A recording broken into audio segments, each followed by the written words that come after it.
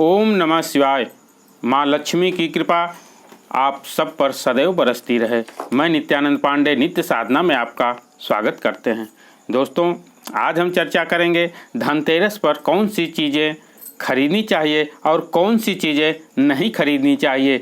दोस्तों, बहुत से वीडियो में आपको गलत जानकारी दी जाती है, जो कि गलत चीज़ें खरीदने से राहु केतु शनि का नकारात्मक प्रभाव आपके जीवन पर पड़ता है। तो दोस्तों, इस चीज़ का आप ध्यान दें और धनतेरस के दिन कौन सा महा उपाय करना चाहिए, यह जानकारी आपको हम इस वीडियो में देंगे। दोस्तों, दीपावली 5 दिनों का पर्व है, जो धनतेरस से लेकर भाई दूज तक चलता है।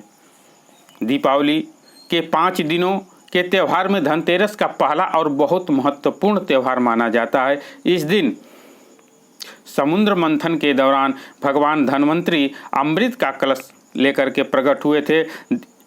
ऐसा माना जाता है कि धन्वंतरी का इस दिन जन्म हुआ था। दोस्तों, इस दिन धन की देवी माता लक्ष्मी की पूजा की जाती है, और जो सच्चे मन से सच्चे हृदय से माता लक्ष्मी की पूजा आराधना करता है, भगवान कुबेर की पूजा आराधना करता है, उसे जीवन में कभी धन वैभव की कमी नहीं होती है। तो धनतेरस पर क्या खरीदें और क्या नहीं खरीदें। दोस्तों, धनतेरस के दिन आप कुबेर यंत्र खरीद सकते हैं, महालक्ष्मी का यंत्र खरीद सकते हैं, श्री यंत्र खरीदें।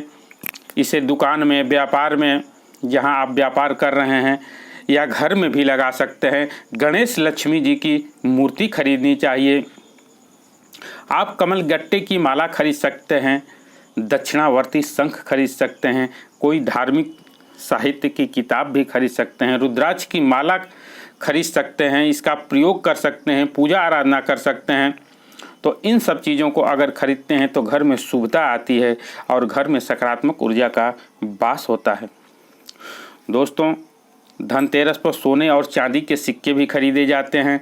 चांदी के बर्तन खरीदें। अगर पीतल के बर्तन खरीदते हैं तो माँ लक्ष्मी की विशेष कृपा आप पर को प्राप्त होती है। पीतल बहुत ही शुभ और उत्तम माना जाता है। या आप मिट्टी के भी बर्तन, अगर आप सामर्थ्य नहीं है तो मिट्टी के भी बर्तन खरीद सकते हैं।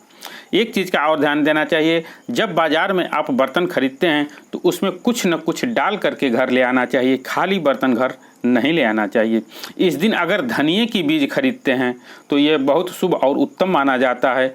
इसे गणेश जी और लक्ष्मी जी का जब पूजन करते हैं उसमें भी आप प्रयोग कर सकते हैं। इस दिन आपको नमक खरीदना चाहिए, झाड़ू खरीदें। एक चीज़ ध्यान दें, जब झाड़ू अगर आप खरीदते हैं तो विषम की संख्या में खरीदना चाहिए, जैसे 3 की संख्या में, 5 की संख्या में, 7 की संख्या में, इस तरह से खरीदना चाहिए। कम से कम 3 झाड़ू ही खरीदें। अगर मंदिर में झाड़ू का दान करते हैं इस दिन तो आपको उत्तम फल की प्राप्ति होती है और माँ लक्ष्मी आपको पर सदैव प्रसन्न रहती है। दूसरी चीज़ बताना चाहूँगा दोस्तों, कौन सी चीज़ें इस दिन नहीं खरीदनी चाहिए। धनतेरस के दिन लोहे की वस्तु नहीं खरीदनी चाहिए। यह शनि का कारक माना जाता है। जैसे बहुत लोग होते हैं नया वाहन खरीद लेते हैं, कोई नई गाड़ी खरीदते हैं या लोहे की कोई सामान खरीदते हैं, तो इसे धनतेरस पर उत्तम नहीं माना जाता है, क्योंकि यह शनि का कारक है। आप पैसा पहले दे दें और धनतेरस के दिन ले आवें, ऐसा आप कर सकते हैं। लेकिन अगर इससे भी बच सकते हैं तो आप दूसरे दिन ही खरीदें।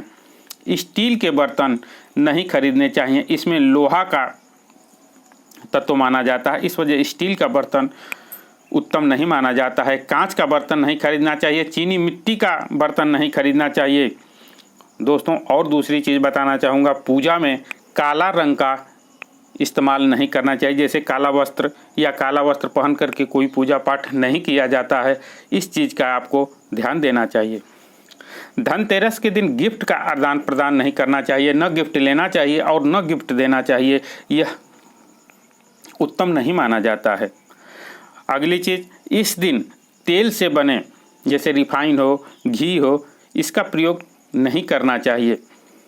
न शरीर में भी इसे नहीं लगाना चाहिए, क्योंकि इस दिन यम का दीपक जलाया जाता है, इसलिए तेल और घी वर्जित है। तो दोस्तों, इस दिन हमें कौन सा उपाय करना चाहिए, इस चीज़ की जानकारी आपको देंगे।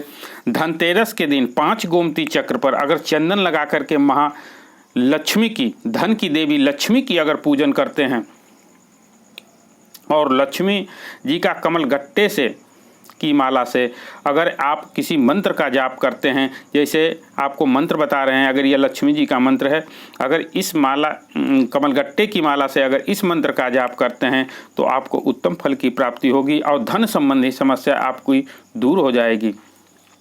ओम ह्रीं श्रीं नमः, ओम ह्रीं श्रीं नमः। यह बहुत ही चमत्कारी मंत्र है।